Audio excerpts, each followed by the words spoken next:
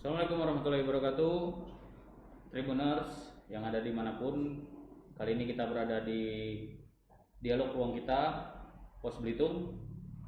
Kali ini kita sudah kehadiran narasumber dari Dinas Kesehatan, Bapak Joko Sarjono. Silakan disapa dulu Pak penonton kita. Baik, Assalamualaikum warahmatullahi wabarakatuh. Oke, Pak Sarjono ini adalah salah satu pejabat nih di Dinas Kesehatan yang fokus sekali dengan vaksinasi ya Pak ya. Betul. Kepala Bidang Pengendalian penyakit. Oke, pengendalian penyakit Dinas Kesehatan Kabupaten Belitung. Nah, saat ini pandemi masih menjadi sebuah momokan di Belitung ya Pak ya. Tapi pemerintah pusat sudah menyalurkan vaksinasi. Nah, sekarang ini udah tahap berapa nih Pak vaksinasi kita? Vaksinasi untuk tahap pertama yaitu tahap vaksinasi kepada SDMK atau tenaga kesehatan sudah selesai. Sudah selesai. Kita sudah masuk tahap kedua. Tahap kedua. Yang kesehatan tadi berapa banyak kita Pak? Yang kesehatan itu ada sekitar pasarannya di sekitar 3.000-an ya, 3.000 dan sudah 3.000 ya Pak. Sudah kita suntik sebanyak 97% ya. Karena 9. memang ada beberapa tenaga kesehatan yang mungkin entah kenapa mungkin belum mendaftarkan, tapi itu tahap 1 sudah kita tutup. Intinya bahwa 97% itu sudah ada herd immunity, kekebalan kelompok. Jadi kalau sudah terjadi kekebalan kelompok itu sudah cukup. Oke, berarti tenaga kesehatan, tenaga medis ya Pak ya? Ya, Sudah clear semua ya Pak ya? dan itu sudah berlalu karena tahap 1. Udah berlalu tahap. Jadi Tahap 1 sudah selesai Pak ya? Tahap 2 ini adalah petugas pelayanan publik dan lansia. Itu sasarannya lansia sendiri hampir 20.000 ya, 19.000 sekian. Sudah terdata kemarin Pak? Ya, kita minta data dari Capil, kantor Capil. Sedang untuk petugas pelayanan publik ini mungkin sekitar 11.000-an. 11.000 ya Pak. Berarti itu yang di OPD ya Pak ya? Itu yang 11.000 itu terdiri dari OPD, baik itu vertikal maupun otonom. Kemudian juga ada MN ya? MN juga kayak perbankan ya Pak ya? Kemudian ada juga pelaku-pelaku wisata juga ada. Kemudian artinya itu yang masuk di pelayanan publik itu ada pemerintah maupun swasta. Nah, yang sekarang sudah berjalan nih berapa ini Pak? Berapa persen kira-kira yang tahap 2? Nah, kalau dari tahap 2 ini dari sasaran sekitar 11.000 itu sudah kita berikan vaksinasi kurang lebih 25%. 25% berarti masih 75% ya Pak? Ya, 75% yang harus kita selesaikan. Insya Allah kalau programnya pusat itu sampai bulan Juni ya. Juni ya. Kalau tidak mundur ya, kita maju dan mundurnya itu ketepatan waktu itu sangat tergantung dari kesediaan vaksin dari pusat gitu. Tapi kalau vaksin kita tiap minggu datang nggak? Kalau menurut perhitungan aku dari beberapa pengalaman dari bulan Januari dulu itu jeda waktu pengiriman vaksin itu berkisar 2 mingguan. 2 minggu ya Pak. Nah, jadi kalau kemarin itu terakhir itu yang termin 2 itu datang pada tanggal 18 Maret. Jadi kemungkinan tanggal Rabu itu tanggal 1 ya. Iya. 1 April diperkirakan mungkin harusnya kalau jadwal ini harusnya vaksin ini bisa sudah datang. Tapi itu semua tergantung dari ketersediaan vaksin di pusat. Karena memang jadwal vaksin ini tidak terjadwal secara dari awal gitu ya. Iya. Nanti kita akan dapat informasi dari provinsi kalau vaksin datang itu ya kurang lebih 2-3 hari ya begitu dari waktu pengambilan kita vaksin ke sana. Karena vaksin ini kan harus dijemput. Iya betul. Oke Pak. Begini Pak, lansia ini kan termasuk kalangan yang banyak nih dan yang rentan nih terkena COVID ya Pak ya. Maksudnya terpapar COVID ya Pak ya. Nah, antara lansia dengan pelayanan publik prioritas yang mana nih untuk tahap 2 ini? Sebenarnya saya mengatakan mana ya, lebih sama-sama prioritas. Hanya kalau lansia ini sebenarnya kita ini kan khawatir lansia yang dengan komorbid ya. Iya. Kalau lansia tanpa komorbid sebenarnya tidak mengkhawatirkan, Tapi memang rata-rata lansia itu ada komorbid walaupun ringan ya. Oke. Tapi kalau pelayanan publik itu artinya urgensinya karena dia memang memberikan pelayanan kepada publik. Artinya frekuensinya dia ketemu orang masyarakat itu kan Terlalu banyak. ya tinggi ya. Tinggi. Sedang lansia itu kita pandang dari sisi kerentanan mungkin dari stamina. Nama lansia kan barangkali stamina sudah tidak seperti usia produktif ya. Mobilitasnya mobilitasnya juga ini karena lansia juga memang apalagi dengan komorbid itu ini. Jadi kita artinya antara pelayanan publik dan lansia ini jalan sama-sama. Sama-sama ya. Sama-sama. Cuma nanti kalau untuk lansia ini kita perlu untuk lansia yang dalam skala besar. Ini kan lansia masih beberapa persen aja yang kita vaksin, baru sedikit ya persennya, mungkin sekitar 2,1% kalau tidak salah untuk lansia ini. Nah itu memang lansia baru 1,25%. 1,25 ya Pak ya. Nanti karena ternyata data dari Capil itu yang kita terima dari Capil itu lansia ini kan nomor NIK-nya ada, iya, tapi nomor handphonenya tidak ada. Sementara untuk memasukkan ke dalam sistem PICARE itu diperlukan paling tidak datanya harus dilengkapi dengan NIK dan nomor handphone. Tanpa itu nanti tidak bisa dicetak atau tidak bisa keluar kartu sertifikat vaksinnya. Nah, tidak boleh pakai nomor handphone lain Pak ya? Nah, jadi anaknya atau yang keluarga yang lain misalkan nggak boleh. Nah makanya ini nanti kalau ada lansia yang tidak punya handphone berarti kita pakai handphone keluarganya. Iya. Tidak masalah, tapi harus ada. Jadi kami nanti akan menggerakkan puskesmas untuk berkoordinasi dengan desa melengkapi data ini dulu.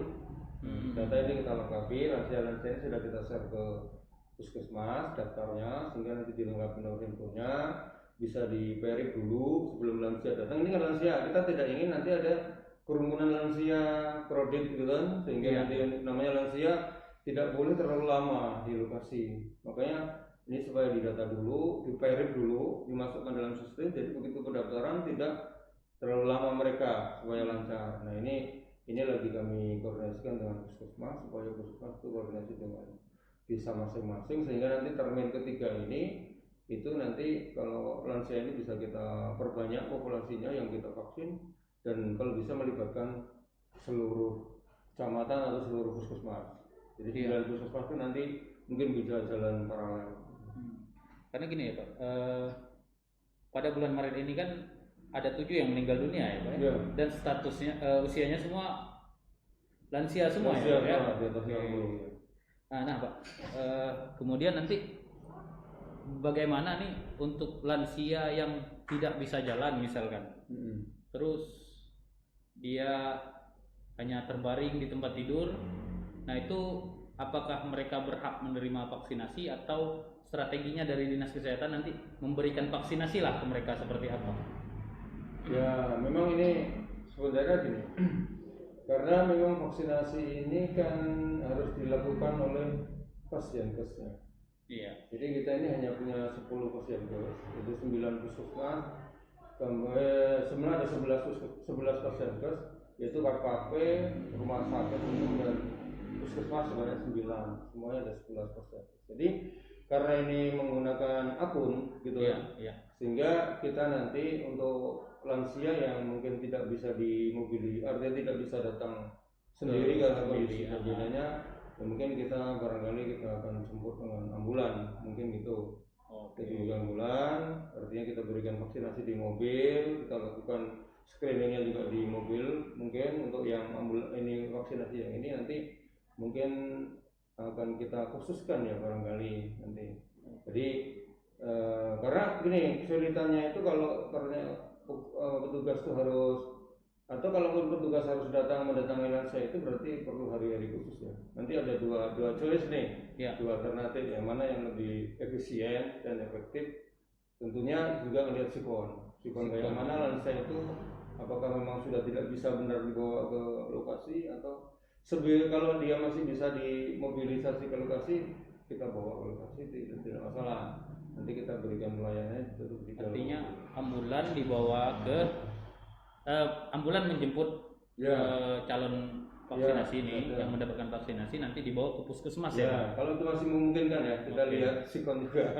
Tapi kalau tidak memungkinkan, bagaimanapun dia tetap sebagai warga negara tetap mendapatkan haknya. Berarti petugas yang ke rumah? Ya, kalau nanti ada gitu ya. Petugas yang ke rumah. Tadi mungkin kita akan ini perlu kita diskusikan dengan kawan-kawan dokter puskesmas. Itu kan perlu teknik khusus ya, sepanjang pertama tidak jangan sampai kemudian ini juga kan karena vaksin ini sifatnya barang yang harus dijaga rantai dinginnya, nanti perlu kita diskusikan lebih lanjut dengan terutama para paskes ini yang akan memberikan pelayanan. Kita berapa vaksinator Pak kita ada sekarang di Belitung yang sudah memiliki sertifikat?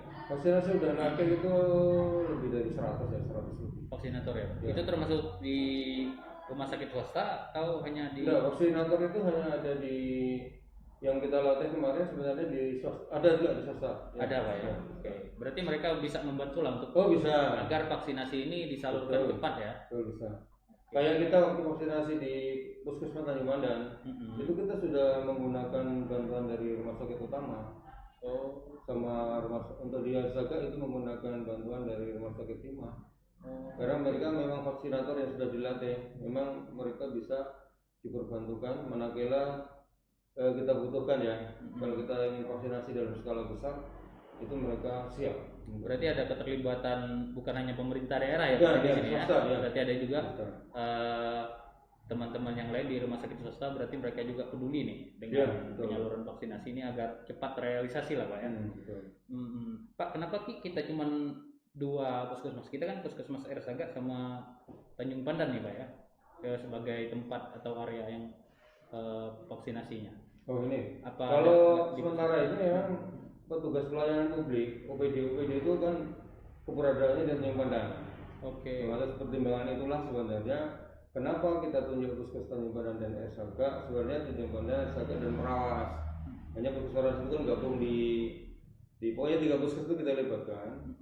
Kemudian ditambah lagi juga puskesmas Sijuk di Tanjung Pandan, di Merawas, di Saga. Kemudian juga ada tadi rumah sakit swasta yang baru kita. Ini sebenarnya memang lokasi awal OPD ini kan masih kebanyakan besar kan BUMN, OPD otonom, OPD vertikal semua kan di Tanjung Pandan. Sehingga ini masih kita garap di Tanjung Pandan dulu ya. Teman-temannya berarti kita melibatkan 3 puskesmas dan rumah sakit swasta yang ada. Nanti kalau sudah ke lansia seperti itu saya sampaikan tadi, untuk lansia nanti sudah serentak. Sudah semua berarti semua puskesmas nanti jalan kan mereka sudah siap semua, mereka sudah dilatih semua.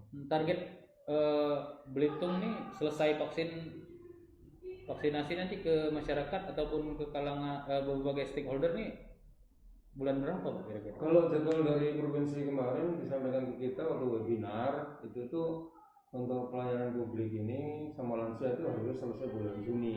Bulan Juni ya Pak? Ya. Karena ini nanti untuk bulan Juli ke sana itu sudah masuk tahap 34 ya. 34. Itu tahapnya untuk masyarakat umum. Yang terutama masyarakat yang mempunyai risiko tinggi. Sebenarnya masyarakat yang punya risiko tinggi juga kebanyakan di Tanjung Pandan. Pasar, pedagang pasar ya Pak? Iya. Pedagang pasar masuk di pelayanan publik ini nanti. Masuk di pelayanan publik? Ya, pasar, kemudian ya pelaku wisata, kemudian apa itu? Tokoh agama Pak? Tokoh agama. Karena kan sebentar lagi kita masuki bulan Ramadan nih Pak.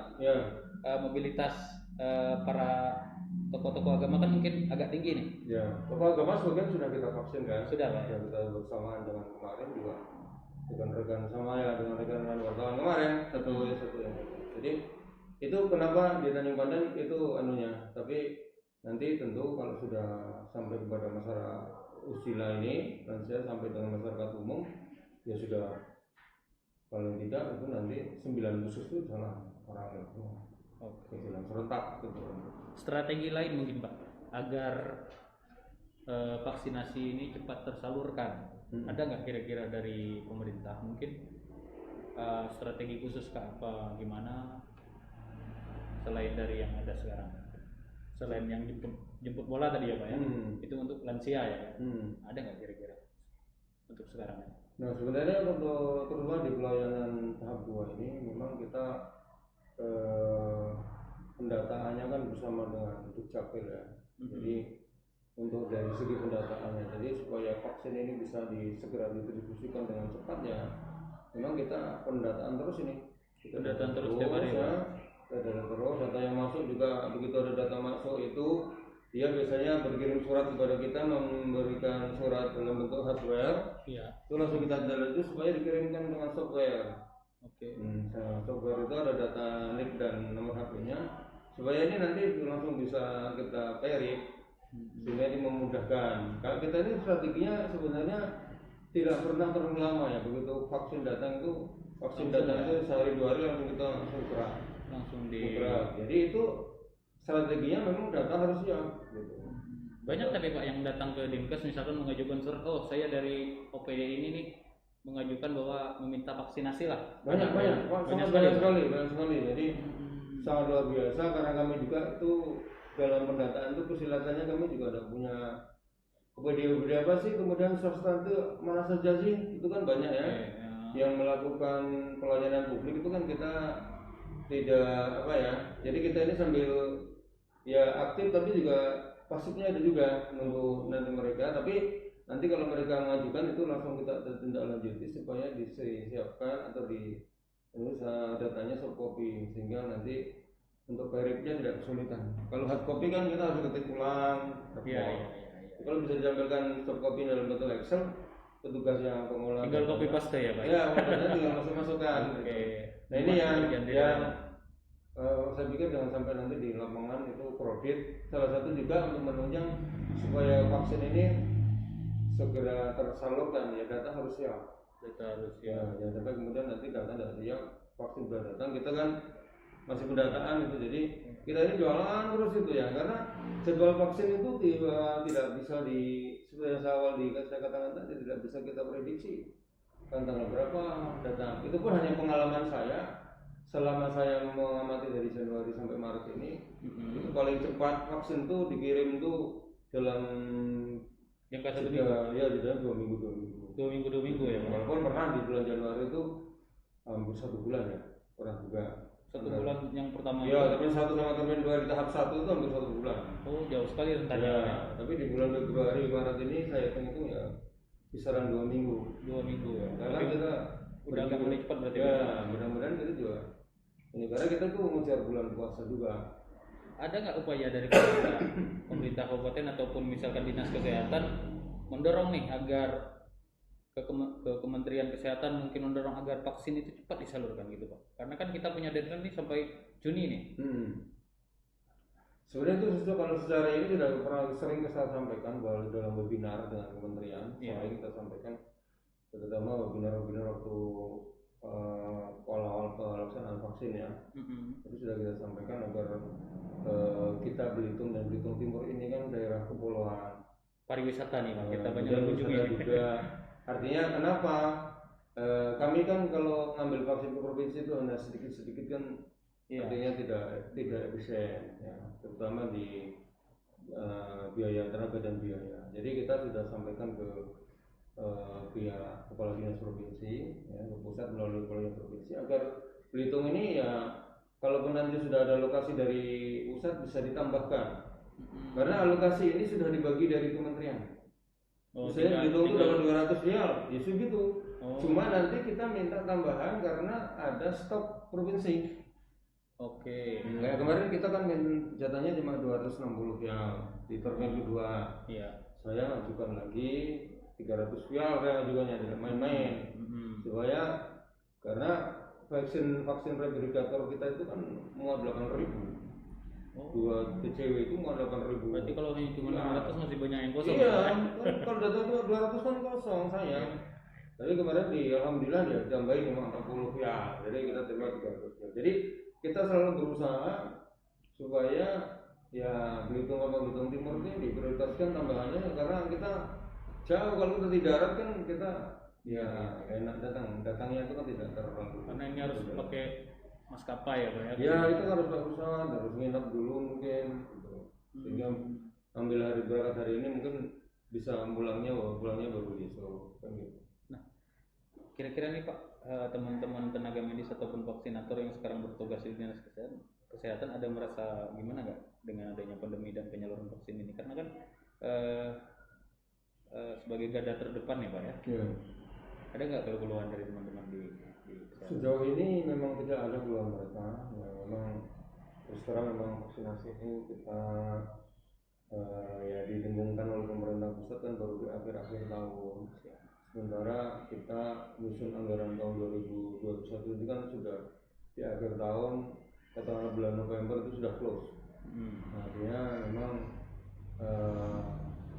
belum ada dari pemerintah yang mau. Nanti kan mau di 2021 itu mau digulirkan dana refocusing ya. Iya. Jadi untuk biaya vaksinasi. Jadi alhamdulillah kawan-kawan di lapangan juga semangat gitu, tidak ada halangan ini halangan itu dan selalu siap sepanjang yang kita selalu koordinasikan tuh mereka juga tidak ada yang sepanjang saya tahu ya tidak ada keluhan ini keluhan itu mulai dari ini sebenarnya mulai dari ya karena tahun lalu lah pertama kali COVID itu mereka joggers bawa posko sampai berapa belas posko itu ya rasanya sih mereka ya siap sih gitu ya siap tidak ada masalah kemudian ya kapan saja mereka dibutuhkan tenaganya itu siap walaupun kadang-kadang ada yang harus cepat kayak vaksinasi di Polres hari ini kan itu datangnya malam minggu kemarin tapi Senin harus segera dikerjakan 225 vial itu alhamdulillah kawan-kawan tuh cepat ya. Kita hanya via ini aja via WhatsApp aja Pak ya? Via WhatsApp aja jadi koordinasi hanya via WhatsApp aja kalaupun diperlukan surat tugas kadang-kadang kita susulkan jadi supaya cepat itu kita via WhatsApp jadi koordinasi itu hanya via WhatsApp dan kawan-kawan di dinas juga kami kan ada tim penanggulangan ada 2 tim kami di dinas ada tim penanggulangan COVID dinas ada tim vaksinasi dinas. Vaksinasi dinas orang berapa nih Pak kita? Apanya? Personilnya? Kalau tim vaksinasi itu banyak puluhan 30 orang lah. Itu semua teman-teman di Dinkes apa ada yang? Di Dinkes saja ya tim Dinkes yang kerjanya itu ya anggotanya nanti di puskesmas juga. Jadi untuk pelaksananya kan tetap puskesmas. Tapi artinya untuk memanage itu kami punya tim. Termasuk membagi vaksin, nanti alokasi ini kemana, semua itu kan ada bagian yang kayak saya di situ saya bagian manage vaksinnya, tapi ada yang bagian penyaluran vaksin, ada bagian kasih kabidian ke siapa Alianto sebagai pelaksanaan untuk vaksinasi nanti pelibatan tenaga yang merekrut beliau. Jadi itu kita sudah bagi habis dengan tim itu sehingga inilah yang barangkali juga dengan adanya SK itu membuat sebagai langkah yang bisa langkah positif ya untuk mendukung terselenggaranya vaksinasi. Apakah dengan banyaknya personil kita yang terbagi ini Pak, pelayanan umum kita di puskesmas sama rumah sakit gimana? Apakah tidak terganggu nih atau gimana nih pelayanan umum kayak misalkan orang sakit dan lain-lain? Oh iya. Memang dengan adanya kegiatan ini ya kalau kita lihat secara ini memang secara grafik memang ya barangkali juga semenjak ada COVID ini kan kunjungan di rumah sakit juga berkurang. Iya. Karena ya memang dengan adanya ruang isolasi mungkin ada beberapa masyarakat yang agak ada rasa sedikit takut yang agak takut ya itu. Nah, itu jadi karena sementara kami juga harus program yang lain harus jalan gitu. Iya. Terganggu sih pasti terganggu. Karena selama ini kita tidak mengurusi pandemi, selama ini kita tidak pernah mengurusi vaksin yang massal begini. Ya artinya ini kan vaksin COVID ini paling besar di antara vaksinasi massal yang pernah kita lakukan. Katakanlah vaksinasi polio itu hanya balita, bayi. Ya, tapi ini semua ya. Rubella itu juga, ini semua seluruh lapisan. Ya kalau justru malah bayi balita ini tidak kan Indonesia 18 sampai 59 dan ada usia. Tapi ini jelas lebih besar. Jadi kalau kegiatan-kegiatan lain jelas memang terganggu, tapi ini tetap kita harus jalan. Kawan-kawan juga harus ngejar SPM, karena juga kita sudah ada 12 SPM yang harus dikejar dan ini juga kalau ukur keberhasilan kita. Sepanjang memang tersedia anggaran dari pusat ya kita berjalan. Jadi kita tidak hanya fokus ke vaksinasi ini, semua itu program yang lain juga harus jalan. Berarti kita lansia. Tenaga medis sudah 100% lah Pak ya. 97% tadi Pak ya. Ya, sekarang Tenaga kesehatan, tenaga medis ya Pak. Guru tenaga pendidik berapa persen ya? Pendidik itu sudah kita suntik sekitar bersama 800 orang ya mungkin. 800 orang ya. Terus mungkin ya udah sekitar 40% jadi. 40% ya Pak ya, tenaga pendidikan. Pelayanan publik berapa? Pelayanan publik ini 25% ya? 25% tadi. 25%. Berarti masih banyak. Ya kalau kita total dengan guru-guru itu sebenarnya semua tuh dari 11.000 itu kan termasuk guru itu. Oke. Guru aja ada 2.000-an, ya itu sudah 25% Pak. Berarti semuanya dari jumlah penduduk Iya, kita ini sudah dari 25%. seluruh sasaran, dari sasaran yang itu kan terbagi dua nih, pelayanan publik dan usila nih kita dua nih. Yang ini 1,21% tadi, 1%. yang program usila, yang ini sudah 25%. Kalau secara global digabungkan berapa persen ya Pak? Sekitar 25% juga. Kalau kita Dengan jumlah gabungkan antara usila itu ya berarti sekitar 26 ya. 26% ya Pak ya. Berarti masih ada 74% Ya. kita yang harus divaksin nih. Ya. Nah, minggu ini kapan nih Pak pelaksanaan? Apa udah jalan sekarang? Minggu kalau minggu ini kan sudah sampai hari besok Rabu itu kan jadwal vaksinasi yang tahap kedua. Tahap kedua. Saya yang artinya dari termin kedua kemarin Pak ya. Ya. Itu kita selesaikan sampai hari Rabu lah jadwal kita. Nah, pemberian vaksinasi ini kan sempat nih Pak di publik kita sempat ribut lah gitu kan soal bagaimana orang yang seharusnya belum menerima tapi datang ke puskesmas dengan divaksin nih. Ya. Nah itu agar tidak terulang kembali gimana acara dari dinas kesehatan. Ya, itu saya juga karena sempat yang konfirmasi dengan saya juga sempat ini ya, ya sempat terjadi kerumunan ya, Pak ya. Terjadi kerumunan. Sebenarnya itu sudah saya sampaikan dengan Pak Bupati juga karena sorenya kami dipanggil Bupati. Oke. Kita sampaikan dengan beliau Pak, sebenarnya kami itu memang hari itu terus terang kami aku ada sasaran kami sudah terjangkau 400 orang. 400. Tetapi itu sudah kami analisa dengan kawan-kawan puskesmas, Perawas dan Tanjung Pandan dengan kawan dari rumah sakit utama bahwasannya itu tidak akan kredit karena sudah kami analisa jauh-jauh hari. Jadi cuma yang sampaikan tadi ada kemudian ada beberapa personel yang datang itu kemudian di luar jadwal itu. Jadi kami juga hari Senin itu agak terkejut juga sehingga kami langsung waktu kami dipanggil Bupati itu kemudian kami membuat statement supaya hari berikutnya itu betul-betul saya bilang artinya jangan yang tidak terdaftar jangan dilayani. Yang tidak punya etiket ya. Ya, jadi kami sore itu langsung kami mengemas diri dengan bagian data. Tolong untuk sasaran berikutnya sudah dimasukkan etiket semua, besok. Jadi sekarang udah seperti ini ya. Ya, sekarang sudah normal. Mungkin hari Selasanya sudah normal karena saya instruksikan juga kawan-kawan di Puskesmas agar kiranya ini ada khusus yang jaga di depan gitu yang sampai ini artinya kita harus kekeh gitu. Yang tidak ada di dalam etiket itu jangan dilayani karena akan menimbulkan kerumunan. Ya. Kedua itu memang belum jadwalnya. Kalau masyarakat umum datang kan kita tolak karena bukan jadwalnya nanti itu di bulan Juli mungkin. Juli ya Pak. Nah itu memang hari berikutnya nanti kerja keras yang sorenya itu berusaha supaya masuk di etiket semua sehingga alhamdulillah di Selasa Rabu sampai berikutnya itu untuk lancar. Ya walaupun masih ada yang datang kita beri pengertian secara edukasi bahwa begini yang benar Pak ini kalau usila silakan daftar nanti akan ada jadwal untuk usila tapi kalau belum masuk usila mohon maaf nanti tetap kebagian tapi di tahap selanjutnya. Oke, berarti Tribuners bagi yang belum dapat etiket harap bersabar nih Pak ya. Bersabar nanti akan ada giliran ya Pak. Ya, ada giliran. Nanti ada pemberitahuan melalui SMS ya Pak. Ya, tetap itu. Melalui SMS dan dinas kesehatan maupun tenaga medis tetap akan mengakomodir semua yang sebagai calon penerima vaksin ya Pak ya. Melalui data dinas kependudukan dan catatan sipil ya Pak ya. Oke, berarti setelah kejadian itu bakal ada nggak misalkan terjadi kerumunan 1-2 hari mungkin setelah itu nggak ada ya? Nggak ada lagi ya. Berarti tenaga medis sudah di Selasa itu lebih ke antisipasi pagi supaya ini betul, artinya sampaikan supaya ini tidak ada ini ya, artinya tidak akan kita layani kalau tidak ada dalam etiket itu. Pak, ada nih ibu hamil, kemudian ada orang ibu menyusui, itu kan sekarang nih masih membingungkan nih masyarakat, apakah boleh divaksin atau tidak?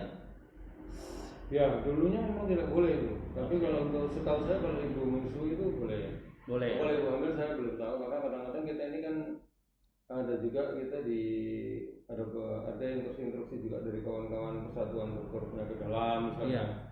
Mungkin juga sharing juga dengan mereka kan. Ini kan walaupun itu tetap juga pusat tetap kita koordinasinya tetap ke ketua KIPI-nya Dr. Anggi SPWD di rumah sakit. Jadi saya kalau untuk ibu menyusui, kemudian orang yang dengan kadar gula tinggi tapi belum ada reaksi klinis itu masih boleh. Kemudian juga tensi kan lebih dilonggarkan lagi, dulu 140 90, sekarang 180 110. Ya sudah dilonggarkan 40 ya, 40. Itu mungkin ya dari evaluasi yang berikutnya kan, artinya karena memang dari evaluasi pertama itu ternyata tenaga kesehatan banyak juga yang tensinya tinggi.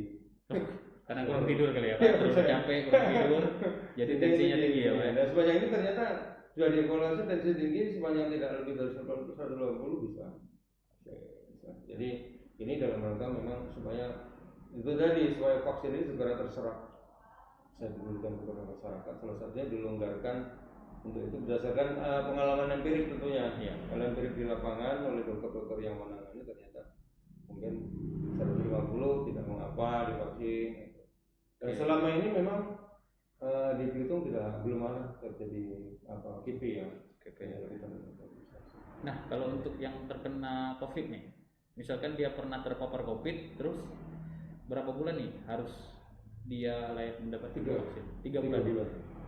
Termasuk ini, ada sebagian kawan-kawan yang divaksin pertama, udah divaksin pertama kena COVID, belum yang kedua kan? Ya.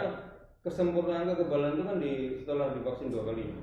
Nah, jadi yang pertama baru suntik pertama dia kena COVID, itu nanti suntikan kedua juga 3 bulan. Oh gitu. Ya. Berarti lama dong nunggunya. Ya emang lama karena itu petunjuk dari kementeriannya begitu. Jadi kita nggak berani itu, kalaupun nanti ada dari satuan dokter yang akan memberikan masukan, berikanlah masukannya ke menteri ya. Iya. Sehingga nanti menteri lah yang akan memberikan surat edaran SE lagi. Misalnya begini, barangkali ini mungkin bulannya dimajukan. Nah itu tergantung nanti dari juknisnya masih segitu. Jadi itu pedoman kita ke juknis vaksinasi di kementerian. Jadi 3 bulan setelah nanti. Tapi udah ada yang pernah terjadi seperti itu Pak? Sudah ada Pak ya? Oke, berarti ketika kita sudah divaksin pun belum tentu kita kebal nih dengan corona. Belum tentu ya Pak? Makanya vaksin itu hanya karena kan dia kan vaksin COVID-nya adalah virus yang dimatikan. Iya. Masukkan dalam badan itu untuk membantu merangsang kerja daripada antibodi ya. Supaya itu lebih kerja lebih ini lagi, supaya artinya orang itu tidak mudah terinfeksi.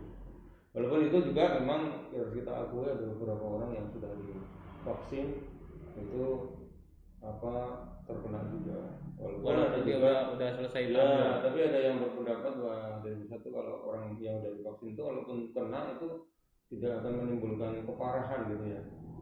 Karena dia imunnya sudah ada di dalam antibodi ya Pak ya. Artinya kalau dia memang belum pernah diberikan vaksin sama sekali. Oke, tapi tetap harus menggunakan protokol kesehatan. Itu ya. Jadi kita ini kan sekarang kejar-kejaran antara kasus dengan vaksin ya.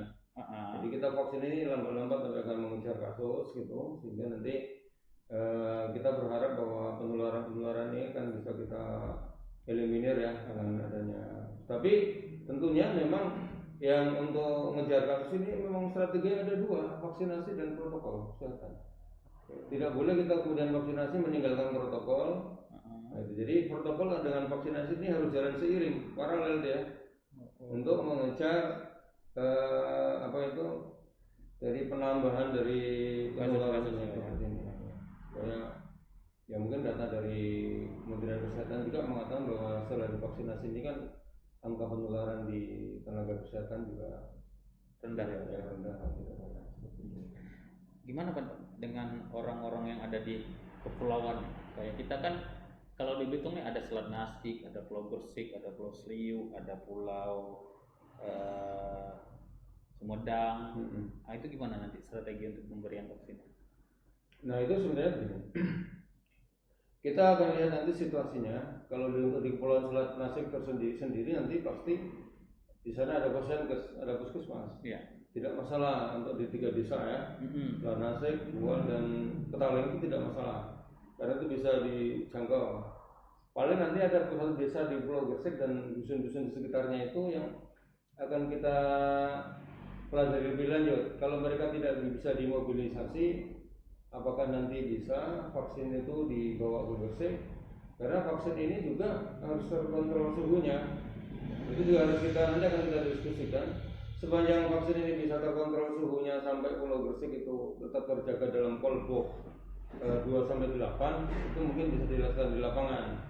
Tapi kalau ternyata nanti perjalanan dari Gersik Selat ke Gersik itu memakan waktu yang cukup panjang dan vaksin ini kemudian akan ada kecil kenaikan vaksin suhu menjadi di atas 8, itu ya harus kita kita perhitungkan juga. Berarti warga yang di Pulau Gersik dimobilitas ke ya sana. kalau ini bisa dimobilitas ke situ. Termasuk yang di Pulau Kuil berarti Pak?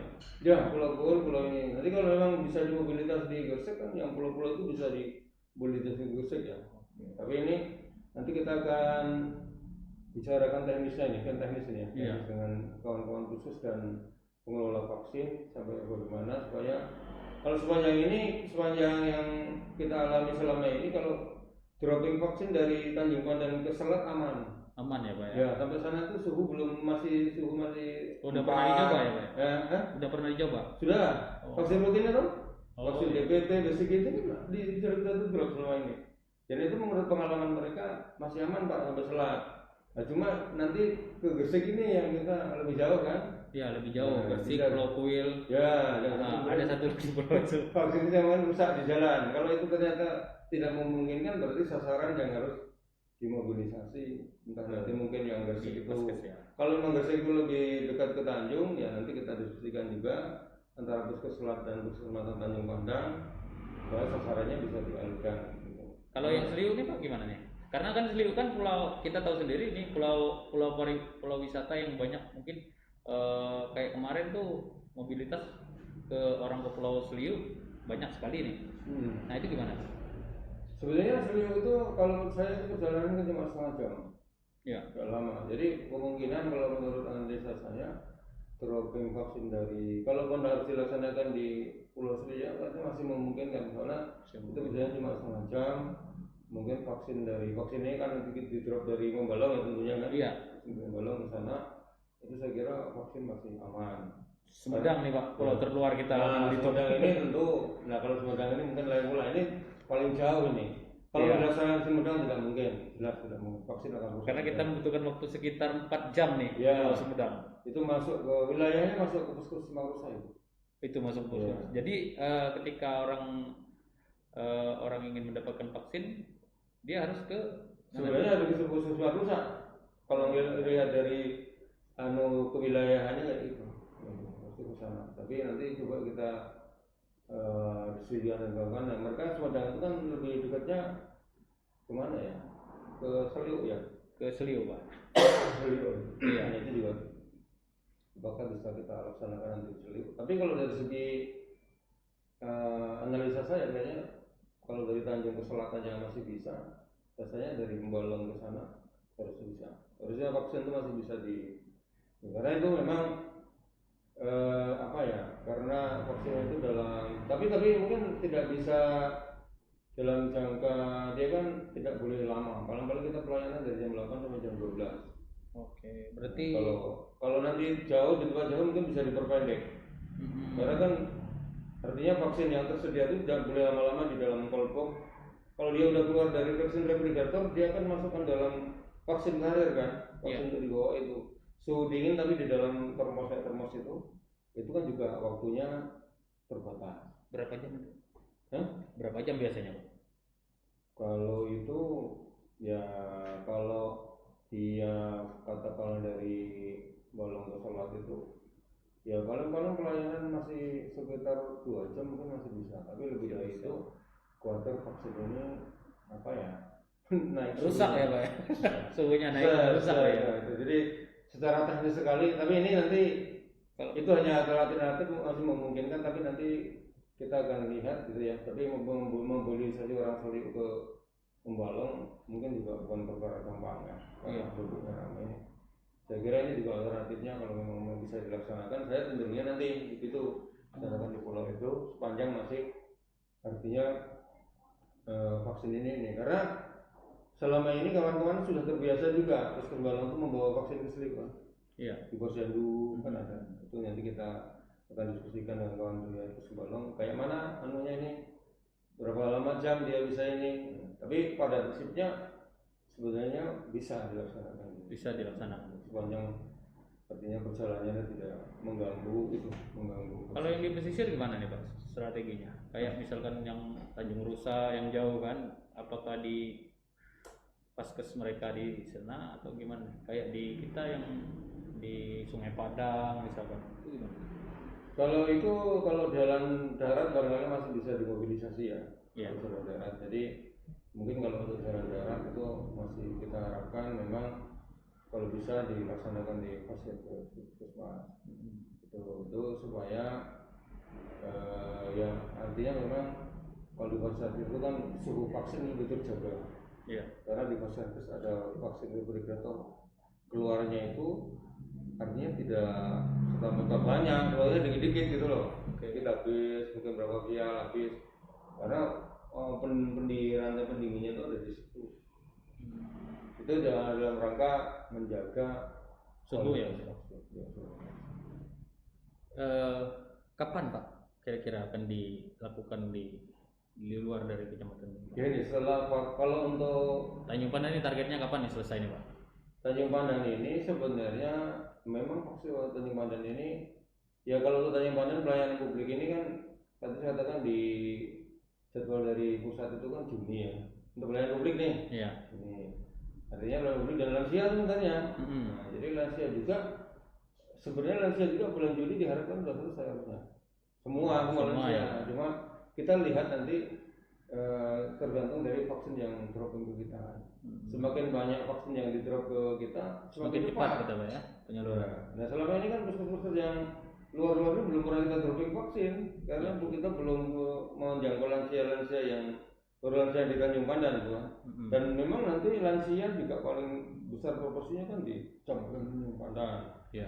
Kemudian juga pertimbangan daripada epidemiologinya kasus COVID ini memang paling tinggi di Tanjung Pandan. Ada sebagian Sijuk di Pembalong sedikit, Selat rasanya belum ada. Tapi maksud kita itu Selat ada di Pulau Gresik malah ada kasus yang meninggal itu 1.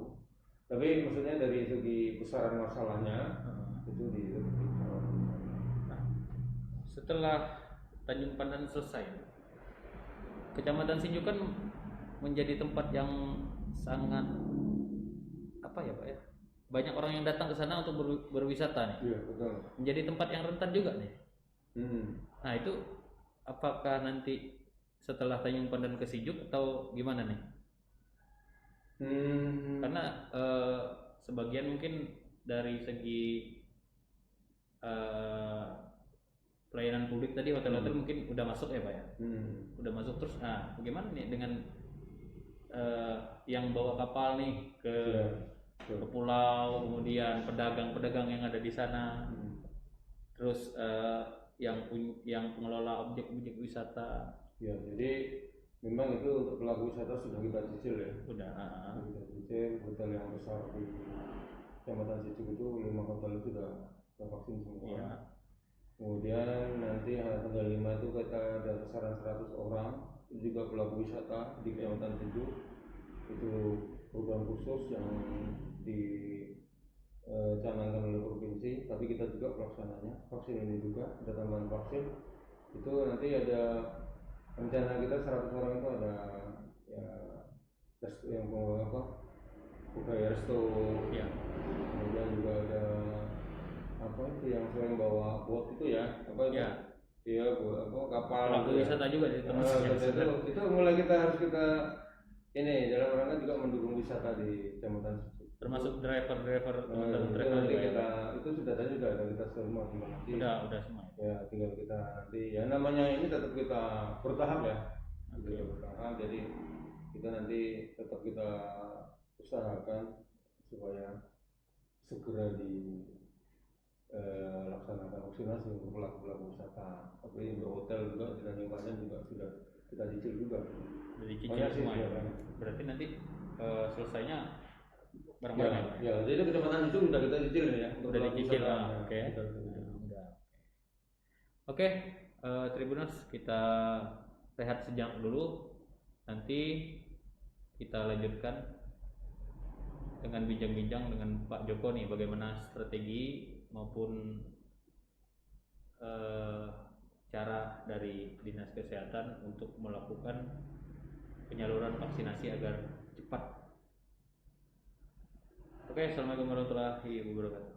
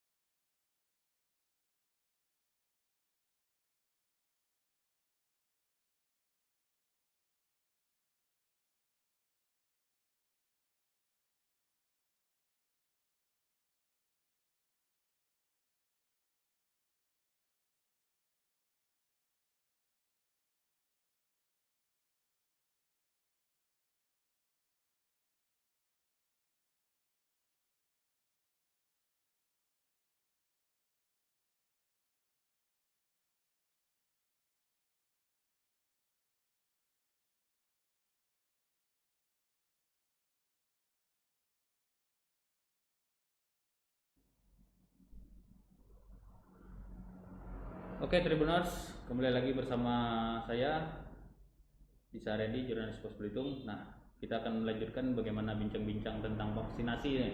Strategi apa yang dilakukan dan caranya bagaimana oleh petugas, maksud kami yang dikomandani lah oleh Bapak Joko nih. Oke Pak, tadi sudah banyak nih kita berbincang-bincang tentang cara dan apa strategi dari Dinas Kesehatan, kemudian teman-teman pesisir, bagaimana hak mereka untuk mendapatkan vaksinasi nih Pak ya. Iya. Nah, vaksinasi Sinovac ini kan itu akan diselesaikan pada bulan Juni ya Pak ya, Untuk tahap 2. untuk tahap 2 ya Pak ya. Nah, setelah itu apakah masih menggunakan vaksin Sinovac atau ada strategi lain mungkin? Ya bocoran dari pemerintah pusat gitu. Karena informasi juga ada nih vaksin merah putih ya kan. Itu gimana Pak? Ya memang vaksin ini memang terdengar ada vaksin merah putih, vaksin yang akan dikembangkan oleh Pharma ya. Jadi memang Sinovac ini kan vaksin yang diimpor dari Cina ya. Iya. Nah memang kabarnya memang ketersediaan vaksin Sinovac sendiri karena beberapa negara juga memerlukan, jadi kita mungkin ada keterbatasan di sana, sehingga mungkin pemerintah mungkin akan membuat vaksin sendiri dari yang di Bio Farma mungkin gitu. Jadi nanti apakah ke depan masih pakai Sinovac itu kita tidak tahu. Tapi yang jelas vaksin ini kan artinya tata cara pemberiannya harus 2 dosis ya. 2 dosis ya. Jadi dosis pertama dan kedua. Untuk usia di bawah 58 tahun berapa jaraknya antara satu dengan kedua nih, dosis pertama dengan dosis kedua berapa hari nih Pak? Kalau Sinovac 14. Kalau dia misalkan lansia di atas 50, Lansia 28 hari ya? 28 hari. Hampir Lansia 1 bulan 28 berarti. hari. Jadi nanti setiap merek vaksin itu punya karakter sendiri. Oke. AstraZeneca itu 2 bulan, 8 minggu jedanya. Jadi nanti kalau masalah jeda waktu itu kita menyesuaikan dengan merek vaksin yang akan di-drop oleh masyarakat selanjutnya. Tapi yang penting catatan bagi kita bahwa vaksin ini harus vaksin yang disimpan dalam suhu 2-8 derajat. Kenapa? Karena vaksin replikator yang kita punya cuma itu. Kita tidak bisa menyimpan vaksin yang vaksin itu bisa kita simpan di replikator kita paling-paling kalau itu 0 derajat bisa. Tapi di bawah di 0 derajat itu kita tidak punya alatnya. Jadi kita harapannya sebenarnya vaksin ini bisa diisi, vaksin yang akan datang bisa diberikan kepada masyarakat itu kita sangat berharap vaksin ini adalah vaksin yang harus disimpan dalam suhu 2-8. Karena suhu 8 itu sama dengan vaksin rutin kita.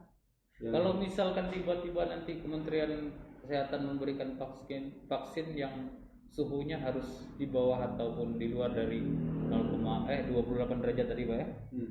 Itu gimana tuh nanti sikap dari Dinas Kesehatan? Apakah secara logika tidak mungkin. Tidak mungkin ya? Karena mereka sudah tahu seluruh vaksin replikator Indonesia itu mereka. Mereka tidak mungkin. Kalau kita melihat juga dia bilang ada vaksin yang dari buatan Eropa itu Pfizer ya. Ada efikasinya di atas 90 bagus. Ya. Cuma tidak mungkin kita datangkan ke Indonesia karena kita tidak punya alatnya. Sehingga secara logika itu tidak mungkin. Karena pasti mereka akan tetap menyediakan vaksin yang suhu 2-8. Kalau tentang informasi vaksin merah putih atau vaksin Nusantara ya Pak? Nah itu perkembangannya sejauh ini gimana Pak? Informasi dari Kementerian? Kalau merah putih ini sampai hari ini saya belum dapat kabar ya dari provinsi juga. Saya sering nanya ke provinsi karena provinsi kepanjangan dari pusat ya. Saya belum ada kabar tentang merah putih itu. Tapi yang jelas vaksin ini yang sudah diterapkan kita ada 2, baru Sinovac dan AstraZeneca. Nah, jadi itu AstraZeneca sendiri penyimpanannya tetap 28. Hanya yang beda jeda antara 1 dan 2 saja, dia lebih panjang. Berarti Zeneca udah masuk ke kita bro? Sudah masuk, yang kita suntikan hari ini di Polres. Berarti anggota kepolisian yang mendapat yang pertama ya? Khusus itu. Khusus untuk karena vaksin Zeneca ini kan sempat ada gejolaknya. Iya, itu khusus untuk kemarin perintahnya dari provinsi di ini yang datang ini khusus dulu untuk anggota Polri, karena anggota Polri sebenarnya sudah kita suntik dengan Sinovac juga, jadi belum selesai, baru 164 orang. Kalau dicampur nggak masalah nggak? Kalau dicampur nggak boleh kan, nggak berani. Nggak boleh ya? Makanya justru pelaksanaan hari ini kita tidak laksanakan di Fasyankes, kita laksanakan di Polres. Itu dilaksanakan oleh Puskesmas Simpang Rusak dan makanya dibantu dari dokter rumah sakit kelihatannya. Itu saya tidak mau nanti ada terjadi salah suntik. Kalau kita masukkan di Fasyankes, kita laksanakan di Puskesmas Arita atau Banten selama sampai hari ini kan mereka masih melaksanakan vaksinasi Sinovac tahap 2. Iya. Sangat riskan. Khawatir nanti petugas salah suntik. Jadi kalau misalkan anggota polisi yang udah mendapatkan vaksin Sinovac, tetap dia ke Tanjung dan Asaga yang kedua. Oh, dibagi ya Pak? Iya. Tapi kalau tidak salah polisi hanya di Tanjung Pandan aja Pak. 194 orang itu nanti itu rasanya sudah jalan ya, karena itu sudah dilaksanakan 80 di awal, yang 80 mungkin sudah Tapi yang perlu lagi ini mungkin nanti rasanya dari tanggal 16 itu 28 hari lagi. Itu yang kemarin ada sempat ada edaran bahwa ada penundaan jeda dari 14 ke 28. Sempat ada kabar nih bahwa ataupun gunjingan nih di bulan Ramadan ataupun orang yang lagi puasa tidak boleh nih divaksin. Nah, itu gimana tuh, Pak? Kalau dari MUI sendiri Memperbolehkan. Nah. Cuma ya menurut saya pribadi, saya kira kami juga tidak mungkin ya nanti bagaimana untuk bulan puasa ini tentunya, karena ya stamina orang di bulan puasa kan tidak lebih rendah ya, jadi kami harus sampai hari ini belum ada webinar dari pusat strategi untuk bulan puasa itu kayak apa. Apakah malam gitu ya, ya? Apakah ini apakah kemudian jam pelayanannya diperpendek saja, pagi saja, jangan sampai siang. Itu sampai sekarang saya belum dapat info itu. Artinya kan ketika misalkan nanti berjalan nih vaksinasi di bulan Ramadan pada siang hari, pemerintah kan tentu jam pelayanannya kurang nih, Pak. Berarti secara tidak langsung yang mendapatkan, kalau ditarik segi waktu, yang mendapatkan target dari calon vaksinasi itu tentu berkurang juga nih, Pak. Ya.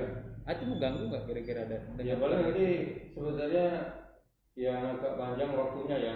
Iya. Waktunya agak panjang karena selama ini kan kita ini tidak pernah menghabiskan vaksin itu lebih dari sampai seminggu, tidak pernah. Sekali kita satu termin itu paling 2 hari 3 hari selesai. Sudah selesai ya. Ya, jadi mungkin bisa sampai semingguan nih kalau jam pelayanannya itu dikurangi gitu ya. Mungkin apakah selama ini kan kita jam 8 sampai jam 12. Kalau nanti menjadi jam 8 sampai jam 10 saja, berarti hanya bisa melayani 2 jam kan? Iya. Mungkin sesarannya kan, artinya ada waktu yang lebih panjang lagi untuk. Oke. Gini Pak, himbauan nih Pak diberikan kepada Tribuners yang ada di manapun tentang protokol kesehatan yang mungkin karena sudah ada nih vaksinasi tapi protokol kesehatannya menjadi longgar. Silakan Pak. Jadi pada Tribuners artinya kemudian juga masyarakat pada umumnya ya. Artinya yang pertama perlu kami sampaikan bahwasanya pelayanan vaksinasi ini kan sampai tahap keempat gitu ya, sampai ke masyarakat umum. Tentunya bersabar ya, kalaupun belum kebagian vaksin itu mungkin masalah waktu saja. Yang kedua, vaksinasi ini adalah salah satu upaya untuk membantu pencegahan atau penularan dari COVID-19. Ya, kalau kemarin kita hanya mengandalkan protokol kesehatan, hari ini kita sudah ada vaksin, artinya bahwa sudah ada strategi pemerintah 2, protokol kesehatan dan vaksinasi. Ini harus jalan seiring, karena bukan berarti kalau sudah divaksin kemudian kita tidak meninggalkan protokol. Itu tidak boleh, karena meninggalkan protokol kesehatan ini dilakukan ketika pandemi telah berakhir. Jadi dengan vaksinasi ini kita akan berharap penularan akan semakin turun, dan kemudian di ujungnya nanti di ujung dari vaksinasi ini harapan kita sudah terbentuk imunitas kekebalan kelompok, sehingga nanti kasus ini akan berkurang dan mungkin pandemi akan berakhir. Di saat pandemi sudah mulai berakhir itu baru kita bisa bebas dari COVID. Oke. Berarti protokol kesehatan tetap, vaksinasi tetap. Kita lawan COVID ya Pak ya? Iya. Oke. Terima kasih Pak Joko. Sekian dulu Tribuners bincang-bincang kita hari ini dengan Bapak Joko selaku Kabid Pencegahan Penyakit Dinas Kesehatan Kabupaten Belitung. Jangan lupa tetap selalu taati protokol kesehatan, dan ketika ada SMS dari pemerintah ya Pak ya? Yang COVID itu. Ya, dari KNCB pemerintah pusat. Oke, dari pemerintah pusat mengajak kita untuk vaksin, segera lakukan vaksin ya Pak ya, sesuai jadwal. Bagi yang belum, harap bersabar. Baik, sekian dulu bincang-bincang saya dengan Pak Joko hari ini. Terima kasih. Assalamualaikum warahmatullahi wabarakatuh.